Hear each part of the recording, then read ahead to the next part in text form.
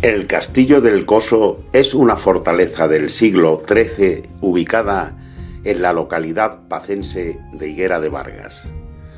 Fue donada por el rey Alfonso IX a la Orden del Temple, que la conservó durante algunos años hasta que en 1374 el rey Enrique II la dona a Alfonso Fernández de Vargas. La población que se fue formando en torno a la fortaleza agregó a su primitivo nombre el apellido de esta noble familia dueña del castillo. Por falta de sucesión masculina directa de sus propietarios, pasa a posesión del duque de Feria.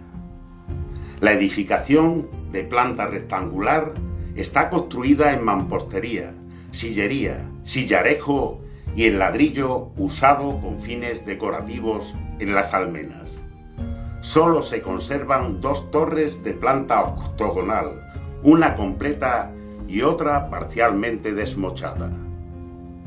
La adquisición del castillo por parte de la corporación municipal ha permitido realizar importantes trabajos de conservación y restauración, dedicándose en la actualidad a actividades culturales, entre las que se encuentran las realizadas por el Archivo Histórico Municipal Villa de Higuera de Vargas, inaugurado el pasado 16 de diciembre de 2023, y que desde entonces viene desarrollando una serie de conferencias en una de sus estancias. El día 16 de marzo de 2024 asistimos a la cuarta conferencia, impartida por el investigador y escritor zafrense José Antonio Amador Redondo, que versó sobre patrimonio rural, turismo rural. Llegamos ya a la cuarta sesión del Archivo Histórico Municipal de Higuera de Vargas. Entonces, quiero presentar al ponente de hoy, que es José Antonio Amador. Y antes de todo querría decir una cosa. Todos los que estamos aquí somos únicos. Cualquiera de vosotros que yo señale es único. No existe nadie en el mundo como cada uno de nosotros. Bueno, pues yo tengo que señalar a José Antonio Amador, que no solamente es único, sino que, se lo decía a él, merecía haber nacido en la época del Renacimiento con Miguel Ángel. Miguel Ángel, el famoso escultor, ingeniero, el que hizo todo, vamos, algo maravilloso. ¿Por qué? Porque poseía una sabiduría que José Antonio la ha desarrollado. Cuando estaba estudiando el currículum, o sea, la carrera de José Antonio, pues, como dicen los jóvenes hoy día, porque además el lenguaje no solamente es el habla de Higuera de Vargas, es también todo lo que nos rodea. Me quedé flipando en colores. Y entonces empecé a decir, demonios, voy a decir que es presentador en 3 canales, con unos temas: Senderos del Mundo, Nada Corriente, Senderos de Extremadura y Vidas Anónimas. Presentador, bueno, muy bien. ¿Y qué más? Investigador, y aquí ya derrapé. Historia apócrifa. Para el que no sepa exactamente qué es apócrifo, es algo que no está contrastado literalmente, sino que es algo que se habla de ello, pero se puede considerar historia. Etnografía, ufología, que ya lo saben ustedes, que viene de la vida externa que existe en nuestro mundo. Dicen que existe. Yo he estado hablando ahora con José Antonio y ahí yo tengo mis ideas personales que no las voy a exponer porque yo no he venido sino a presentar. Criptozoología, naturalista, espeleólogo, montañero, madre de Dios y del amor hermoso. Pero es que además lo resume después y dice aventurero, ¿cómo no? Pero hay que preguntarse qué fue primero, si eso que hace él el hecho o la aventura, o algo que él tenía dentro se fue manifestando y lo llevó a ser un aventurero, y lo ha sido. Entonces, digo, bueno, pues voy a relacionar escritor, guía de naturaleza, instructor de relajación y desarrollo personal, me acaba de dar unas notas para mí personales, porque pone que es quiromasajista y resulta que a mí, gracias a mi primo Fausto, que está sentado por ahí, que no lo veo, un quiromasajista fue el que me curó. Y digo, José Antonio, es que... Y entonces hemos tenido una charla muy interesante. Maestro de Reiki. Ahí he tenido que preguntarle, y mi nuera me ha dicho lo que era Reiki, porque yo no tenía idea de lo que era Reiki. Pero sí, parece que es una técnica de relajación, creo. Ponente de espeleo. Espeleo, digo, esto me suena a infusión, pero no es espeleo. Viene de espeleón, que significa cueva. Y cueva está relacionada con la no arquitectura, lo contrario, la espeleología. Después, colaborador de la Universidad Popular de Zafra y del Ayuntamiento de Zafra. Madre de Dios, teníamos algo en común. Bueno, perdón, he dicho una tontería como una casa. Tenemos mucho en común.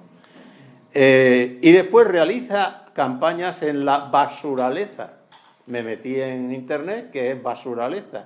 Pues es tratar de coger todo aquello que se desparrama, se tira y convertirlo en algo positivo. Entonces, él lo hace. Y a nivel nacional fue viajero del mundo en el proyecto Libera, que es realmente el que hace la aplicación útil de todo lo que se tira por los demás. Esto... Podíamos seguir hablando de él, pero no es mi turno, nada más que decir, este es José Antonio Amador.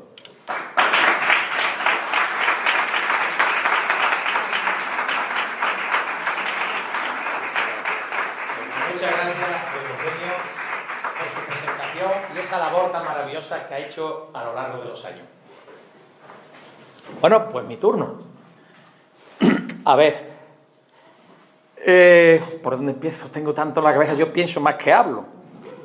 A ver, el tema que yo voy a tratar es un híbrido que he realizado un poquito de historia, patrimonio rural y turismo rural. Puede sonar a chino, pero la verdad que es interesante. Comienzo. Autoridades, señoras, señores y pueblo en general, muy buenas noches. No digo ya mi nombre porque ya lo ha dicho don Eugenio. En primer lugar, decir que es un placer y sin duda un honor poder estar aquí con ustedes en estas jornadas sobre la historia, yo diría, y del patrimonio, aunque para mí más bien es ese gran árbol genealógico en el cual cabe todo lo cultural, didáctico y sin olvidar lo práctico. El estar aquí se lo debo a Marcos, esa gran persona y a la vez grande por esa labor inconmensurable que supongo, como otros tantos paisanos de aquí, de esta localidad nuestra extremeña, que sin reparar en su tiempo se están volcando en construir su localidad, granito a granito, y buscar ese hueco en la historia y sin duda dejar un gran legado en las futuras generaciones para que no se encuentren una localidad vacía en su historia. Pues historia tiene, solo hay que buscar, es como la búsqueda del Santo Grial, o como dicen los gallegos, brujas, a ver las ailas, pues busquemos y colaboremos entre todos. Me reafirmo en mi expresión anterior, es un deleite el poder colaborar con ustedes, higuereñas, higuereños y extremeños. Tal vez hasta podía atreverme a decir que mitad portugueses, por esos 7 u 8 siglos de fronteras y convivencia con los vecinos, tal vez una parte de árabe, almohade, abtabsie, bereber, etc. Fue un siglo muy apegado a los reinos de taifas de Badajoz y Sevilla. A modo informativo, taifa significa secesión. No puedo pasar de largo este bello lugar donde estamos presentes, el castillo de Higuera de Vargas, el Coso del siglo XIV, que antaño fue fortaleza templaria por donación del rey Alfonso IX. Posteriormente pasó a Alfonso Fernández de Vargas y, como todo en esta vida, la última posesión fue de los duques de Feria. Antes de continuar, quería poner el primer vídeo, 35 años. Es un libro, yo fui socio fundador del Grupo CAEN, Grupo Cultural de Arqueología, Espeleología y Montaña. De Zafra fuimos pioneros en toda Extremadura sobre la espeleología, nos tomaron como modelo y hoy nuestro trabajo en muchas asociaciones están ahí. Fuimos pioneros del senderismo, entonces se llamaba trekking. Las imágenes son muy bellas, pero realmente la intención mía para todos ustedes es que presten atención a la voz de Oz, que es lo importante. ¿Por qué? Trabajo de 35 años, que lo cumplimos el 6 de febrero de este año, de lo mucho que hay por hacer y de lo mucho que se puede hacer. Con tu permiso. El Grupo CAEN de Zafra fue creado por unos entusiastas del deporte de la espeleología en el año 1985 y dado de alta en el registro de asociaciones de la Junta de Extremadura. Bueno, seguimos. Sobre los anales históricos de nombres de España, desde Iberia, para definir lo que hoy es la península ibérica, así como el término Hispania, tierra de conejos, aunque los romanos también utilizaron al principio el topónimo Iberia, incluso le añadieron una H, Iberia, pasando por otras denominaciones como Tartexos, Escaria, Estrignia, Esperia, Ofiusa, Sefarad, etc. Todos estos nombres son denominaciones de las antiguas culturas que pasaron por esta tierra, evidentemente con sus correspondientes poblaciones, aldeas, pagus, castros, vilaes, ciudades, etc. En consecuencia, cualquier población de nuestra península, por muy pequeña que pueda ser, tiene ese gran legado de su propia historia. No solo por sus supuestos personajes que hayan podido pasar o nacer en los pueblos de la península y hayan podido aportar datos muy a pesar de las grandes quemas de los archivos en grandes épocas. También es muy imprescindible y sin duda lo más evidente son sus huellas legendarias en el término por citar. Las vilas romanas diseminadas por estos lares, sus castros celtas, menhires, dólmenes, poblados neolíticos, calcolíticos, minas, etc. Sus vías pecuarias de ganado o cabañeras, las grandes autopistas, se suponen en España unos 125.000 kilómetros y son de dominio público. Las podemos denominar cañadas, cordeles, veredas, descansaderos, sesmos, majadas, abrevaderos, coladas y contaderos, cada uno con sus medidas. Sin olvidar que fue el rey Alfonso X, por edicto real, en el año 1273, quien las creó y están jurídicamente protegidas. Los molinos harineros que paliaron la hambruna en la guerra y posguerra, diseminados por las riberas, ríos, muchos de ellos del siglo XVIII, incluso batanes que podríamos enumerar dentro de la arqueología industrial, y escondrijos de los contrabandistas de sus correrías nocturnas con el azúcar y el café, tal vez hasta sus rutas de paso a la vecina Portugal. Sus casonas antiguas, tal vez hasta esos bandoleros de las serranías, sin olvidar ese gran legado de la cultura castreña, los chozos, que tantas familias se refugiaron en ellos y tantos hijos nacieron también bajo el techo de esos chozos. Decía Luis Chamizos en su obra La nacencia: 2 salimos del chozo, 3 volvimos al pueblo. Hizo Dios un milagro en el camino, no podía ser menos. Construcciones realizadas de centeno, cuelgo, escoba, enea, juncias, bardo, ladrillos, piedras con diferentes nombres: bujardas, bujíos, buardas, chozos, zajurdonis, batucas, garnachos, chapurdón, bobias, corralás, todos estos grandes legados celtas. Esos grandes colmenares para la tenencia de abejas y su producto, los rediles de piedra o corrales, para todo tipo de ganado, aunque especial ovejas y hasta alguna que otra vez trampa para lobos, denominados fosos, loberas, cortellos, chorcos, callejos, y así un largo, y etcétera, torreones, torrucas de vigilancia, tantos existen en esta zona, de épocas de antaño, hornos antiguos para cocer el pan, hornos de cal, hornos de ladrillo, las conocidas chiveras para guardar las crías, pilares antiguos, fuentes, manantíos, las zaurdas o cochineras. Así, infinidad de un patrimonio olvidado, sin olvidar que es un patrimonio rural y muchos de ustedes lo han vivido. La interpretación del patrimonio es un proceso creativo de comunicación estratégica que persigue conectar intelectualmente y emocionalmente al visitante con los significados de un recurso en clave patrimonial, promoviendo actitudes positivas hacia su conservación. Desde sus inicios en los años 50 del siglo pasado, la interpretación de dicho patrimonio ha experimentado una importante evolución en cuanto a sus principios y técnicas de trabajo, implicando por su versatilidad a diversidad de profesionales y sectores relacionados con la gestión del patrimonio. Una larga práctica en los años nos permite aseverar que el turismo rural es una respuesta oportuna a problemas de estructura. En España tenemos numerosas zonas con indudable retraso de organización que necesitan políticas de unión capaces de superar los desafíos como la adaptación a la agricultura, a la nueva demanda y modificar el entorno económico y social mediante el fomento de nuevas actividades y nuevas fuentes de riqueza. El turismo puede ser el incentivo para el desarrollo local en un buen número de zonas rurales, en particular las que tienen próxima una ciudad urbanizante. En este caso, ustedes tienen Badajoz y Olivenza. Este sector en auge permite fortalecer las actividades económicas tradicionales y valorizar las características culturales locales, ofreciendo al mismo tiempo posibilidades de empleo a jóvenes de zonas rurales y frenando a su vez el éxodo rural. Ejemplo son la multitud de albergues y casas rurales. No obstante, para estos menesteres se necesita ofrecer, y ante esta coyuntura podemos verlo de la siguiente manera. Objetivo: posicionar al pueblo y su término en un progresivo desarrollo económico. Herramientas: patrimonio material e inmaterial, como ventajas cualitativas que nos ofrece la historia a lo largo de los siglos. Estado primordial: es potenciar la capacidad de desarrollo de todo el territorio.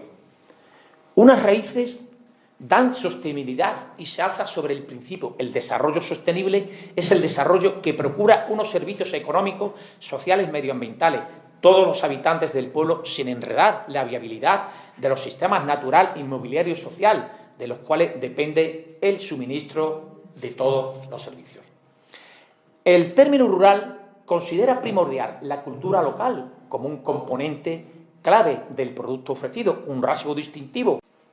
Producto de este tipo de turismo es el deseo de ofrecer a los visitantes un contacto personalizado al turista, donde se les brinde la oportunidad de disfrutar del entorno físico y humano de las zonas rurales, así como la participación en actividades tradicionales y estilo de vida de la población, es decir, donde la cultura esté implícita. En el turismo rural, el turista no es únicamente un observador, es una persona que forma parte activa de la comunidad durante su estancia en ella, en donde aprende a preparar alimentos habituales populares de esta zona. Un ejemplo: potaje de gazpacho y de garbanzo al estilo higuereño. Los productos del cerdo, vuestras migas deliciosas, crear artesanía para su uso personal. El corcho, por ejemplo. Aprender lenguas, ejemplo, el habla antigua de aquí. El uso de plantas medicinales, recogida de setas, talleres, cultiva y cosecha lo que cotidianamente se consume.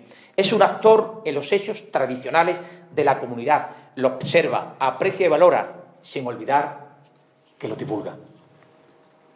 El turismo rural es una modalidad de turismo de naturaleza que, junto al turismo de aventura y el ecoturismo, constituye una opción viable para mitigar el impacto negativo que se produce por el desplazamiento masivo de personas y por la falta de conciencia y respeto a las comunidades donde se desarrolla.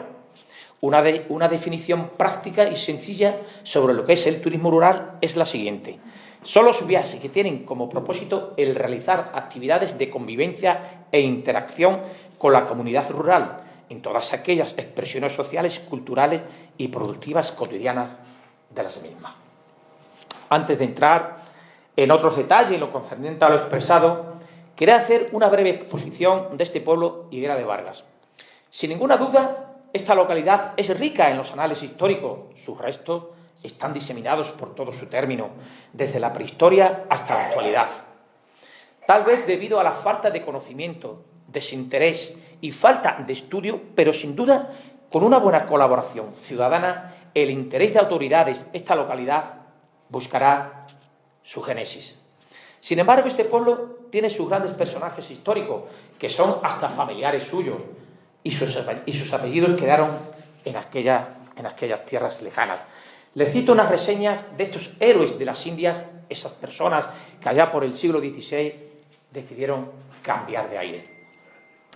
Alonso Rodríguez, Benito Rodríguez, Hernando Rodríguez, Francisco Saavedra, Andrés del Valle, Lázaro del Valle, Francisco de Villanueva, Francisco Barata, Benito Cerrato, Francisco Gallego, Diego García, Cristóbal Hernández, Diego Hernández, Juan Hernández Ávila, Pedro Hernández, Francisco Macías, Francisco Daniel, Diego Gómez, Hernando Cerrada, capitán conquistador, Juan Antonio de Mendoza, gobernador y capitán general. Juan Pérez estaba en Cuba en el año 1519 y pasó a la conquista de México con Páfilo de Narváez en 1520. Alonso Rodríguez pasó a Pueblo de Dios el 26 de junio de 1595. Os podéis sentir orgullosos de que paisanos vuestros, tal vez vuestros abuelos, tatarabuelos o tatarabuelos, estuvieron en las Indias. Todos estos paisanos de ustedes es fiel reflejo de la historia de esta localidad y debe de servir para continuar con esa búsqueda del génesis. Seguir evolucionando. La historia se forja con el pueblo y su trabajo. Cambiando de tercio y en el mismo trazo, os añado algunas líneas más y así, de alguna manera genérica, crear un vínculo entre el hombre y la tierra, el hombre y esas pertenencias ancestrales diseminadas en esas tierras de labor de este término, pertenencia que es un patrimonio de todos y hemos de concienciar, colaborar en su protección y, ¿por qué no?, crear una zona de confort para su disfrute y estudio tanto dentro de la localidad como fuera de ella. Un ejemplo, senderos interpretativos. Medítenlo. La etnografía educativa es un enfoque de investigación que describe y analiza los escenarios y grupos culturales que participan en los procesos educativos. La etnografía facilita la comprensión de las prácticas educativas, las identidades, las costumbres y las tradiciones de las comunidades humanas. La etnografía es un método de investigación cualitativa de las ciencias sociales para describir e interpretar de manera sistemática la cultura de los diversos grupos humanos o comunidades. Pretende poder descifrar los comportamientos en términos de un sistema de valores y creencias propio de la cultura observada y captar la mirada desde los propios sujetos sociales. Busca relevar la información en el contexto en el que se produce. Para ello se realiza trabajo de campo, se utiliza técnica de recolección de datos y de observación. Resumiendo, la etnografía, la arqueología, la historia, el folclore es cultura y patrimonio, sea rural o urbano, y entre todos hay que sacar esos valores para el crecimiento de un pueblo y ese legado, como dije antes, servirá para el futuro. Por favor, ¿puedes poner eso?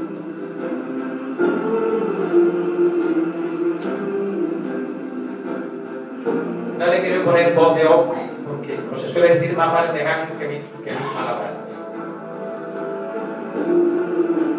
Eso es una ruta nocturna. Luego os brindo algo al ayuntamiento.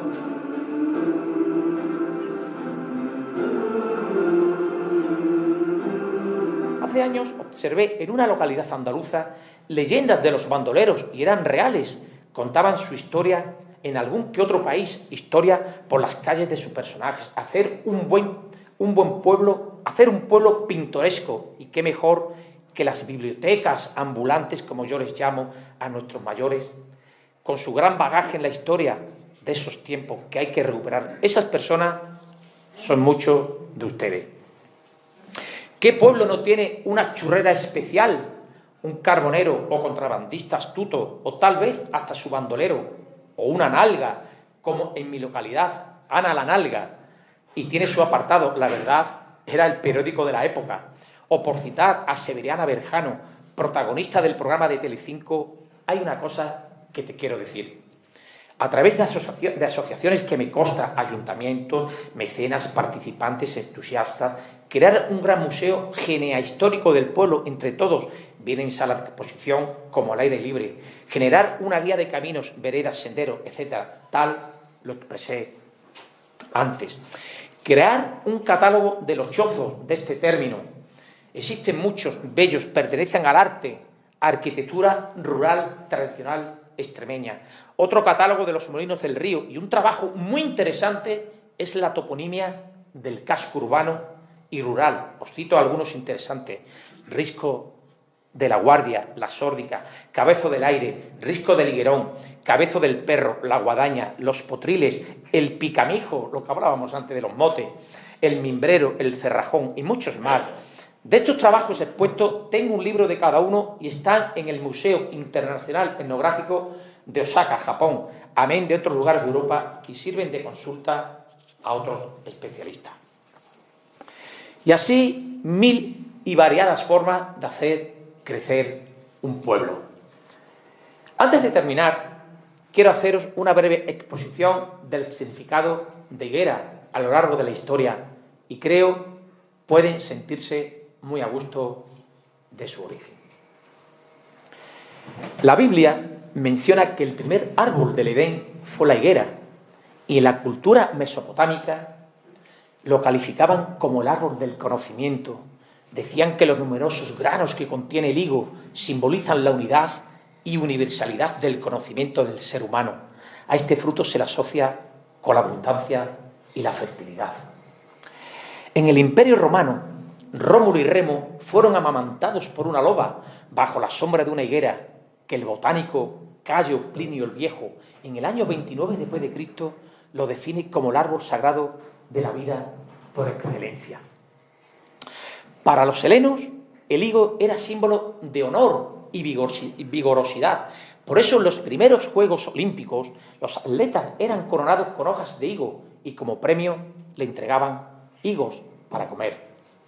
En Oriente, la leyenda narra que Buda, cuando se encontraba bajo la sombra de una higuera, tuvo la revelación que lo encaminó a fundar el budismo. El higo en India también es árbol sagrado que representa la fuerza de la vida, así como el conocimiento adquirido tras la meditación. Ya en Europa, durante la Edad Media, era típico que durante la Cuaresma los nombres comiesen el tailliz, o pastel de higo asado en hojas de laurel. Más tarde, en 1532, ese árbol llega a América de la mano de Pizarro, quien ordenó que cada familia pudiera sembrar una higuera. Cuenta la leyenda que su fragante olor alejaba de las casas los malos espíritus. Por tanto, cuando nos regalen este fruto, será bueno recordar todo lo que simboliza prosperidad, fertilidad y fortuna. Ese es mi deseo para todos ustedes. Gracias. Sin más, ha sido un gran placer estar aquí con todos ustedes. Gracias, Marco, autoridad, público en general. Mi apoyo lo tenéis. Quiero terminar con una frase. El pueblo que no conoce su historia está condenado a repetirla. Dicen que la historia se repite. Lo cierto es que sus lecciones no se aprovechan. Gracias. Gracias.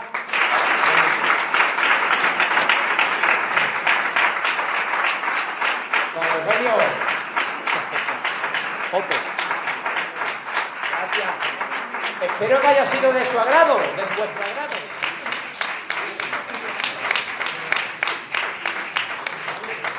En este momento es el momento de reconocer de alguna manera este acto y entregarle a él una placa conmemorativa, que es esta.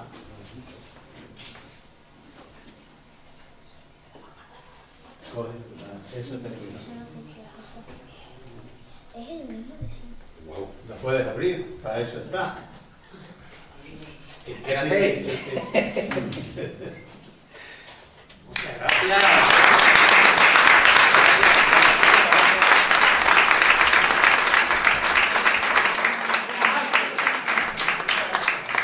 Muy bien, pues agradecido estoy, pero estoy muy agradecido. Lo que os dije al principio termino igual. Cada uno de vosotros sois únicos y esa unicidad que tenéis, que es irrepetible, se plasma en ciertos personajes, en ciertas personas, que son las que hacen posible que esto vaya adelante. Y ya hemos enriquecido un poco el archivo con los libros que nos ha dado José Antonio, topónimos de Zafra, y los motes que se hacen, que eso daría también para hacer una reunión genérica donde se invitara a todo el pueblo, porque ahí van a salir todos. Le contaba, y con esto termino, porque yo no soy el protagonista de esto. Le contaba a José Antonio que la tía de mi mujer, que la conocéis todos, Carmen Ardila Gaspar, pues llegó un médico nuevo a esta población y le dijo: hombre, don Antonio y tal, aquí nos conocemos todos por el mote. Fulanita, la morcilla, el de esto, lo otro, lo demás allá. Dice: no, yo sin mote, yo no quiero mote para nada. ¿Y sabéis cómo se quedó? El sin mote. Muchas gracias, don Eugenio. Gracias, señor alcalde, concejales, público en general. Ha sido un gran placer, de verdad, estar con vosotros. Si requerís mi ayuda o mi sugerencia, contad conmigo, que sigo siendo un ciudadano de Potó. Muchas gracias.